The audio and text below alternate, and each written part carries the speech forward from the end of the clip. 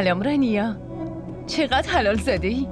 همین الان میخواستم بهت زنگ بزنم. چطوری تو؟ من خوبم خواهر هاجر، خدا رو شکر. فقط منتظر بودم از زبون خودتون خبر خوشو بشنوم. با خودم گفتم ازتون بپرسم ببینم تونستین با داداش نجیب حرف بزنین یا نه. ببین رنیا، من خودم بیشتر از تو عجله دارم. آخه تو دختر داری، با هر کی بگی عروسی میکنه میره، اما من بیچاره چی؟ من یه پسر دارم که اینقدر سرکش و چه سفیده، اگه حواسم بهش نباشه خودش میره یه نفر رو میگیره و میاره اینجا. دیگه الانم مثل قدیما نیست که مادر پدر و خودشون با خانواده یه دختر قول و قرار بذارن. الان دخترها خودشون میگن کی بیاد خواستگاریشون. آره خواهر، راست میگی، بد دوره‌ایه، اما هنوزم جواب مثبت گرفتن از خانواده‌های درست و حسابی مثل قبل سخته ها. حالا اگه دختر فهیمه باشه که خب فرق میکنه. آره منم دارم همونو میگم. خوب گوش کن رنیا، امروز از زبون نجیب احمد قشنگ بله رو کشیدم بیرون. خواهر راست میگی؟ 100% شک نکن. نجیب بهم گفت ببین هاجر، هر وقت بهم بگی باهات میام بریم خونه زوها و رانیا تا بتول رو خواستگاری کنیم. وای خواهر، کارت حرف نداره ها. خب کی میایین پس؟ آره حالا واستا، امجدم جواب بله رو بده، اون وقت دیگه میایم درتون از پاشنه در میاریم. یعنی چی خواهر؟ یعنی امجد هنوز قبول نکرده ها؟ ای بابا رانیا، چرا نگرانی؟ اگه تا امروز تونستم نجیبو از جنبل و جادوهای فهیمه دور نگه دارم، پسرم امجد که دیگه چیزی نیست. اما خواهر من خیلی میترسم. اگه امجد قبول نکرد چی؟ ای بابا رانیا، چرا اینقدر نگرانی؟ تو چی فکر کردی ها؟ فکر کردی میذارم دردانه رو بگیره؟ جسدشم نمیذارم بیاره توی خونم. آره خواهر، من فقط خیالم از بابت شما راحته. شما هر چی بخوای همون میشه. آره بابا، خیالت راحت رانیا. خیلی خوب، برو ها؟ خدا خیرت بده، خداحافظ.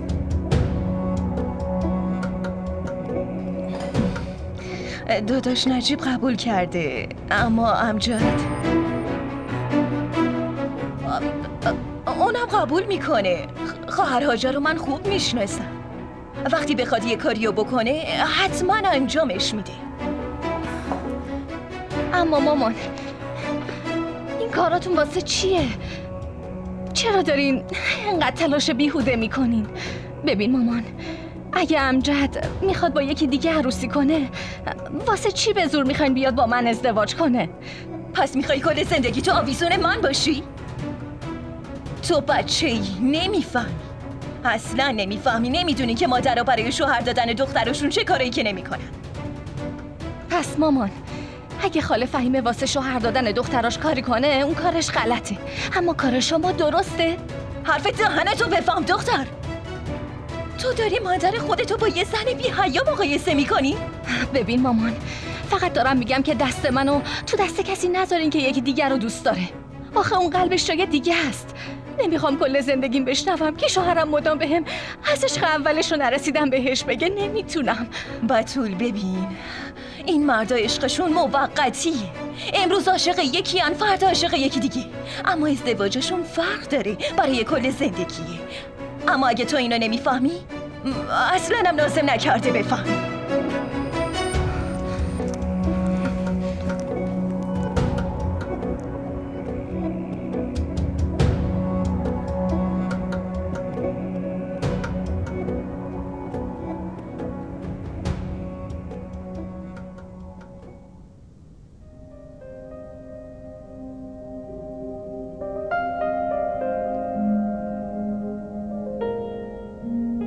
سلام مامان. سلام پسرم، چه عجب بیدار شدی؟ بله مامان، صبحانه حاضره. آره عزیزم، دارم برات یه صبحونه حسابی درست میکنم. ببین پسرم، بابات داشت میگفت تو دیگه باید به فکر کار و کاسبی باشی، باشه؟ خب پس فردا دومات میشی. حالا خدا رو شکر بابات همه چی داره، ولی بازم اگه آدم خودش خرج زن و بچه‌شو بده، یه حساب دیگه روش باز میکنن. میفهمی چی میگم؟ وقتی مرد پول زحمت خودشو به زنش میده، نمیدونی چقدر زنش خوشحال میشه. حالا قرار نیست حتما کارمند بشی. حداقل برو تو بوتیک، هم به بابات کمک میشه، هم خودت کار و کاسبی یاد میگیری. میفهمی؟ بعدن هم تو باید همه کار و کاسبی پدرتو به چرخونی پسرم. ببین امران الان سر یه کار درست و حسابیه، هم دستش بنده، هم به کسی نیاز مالی نداره.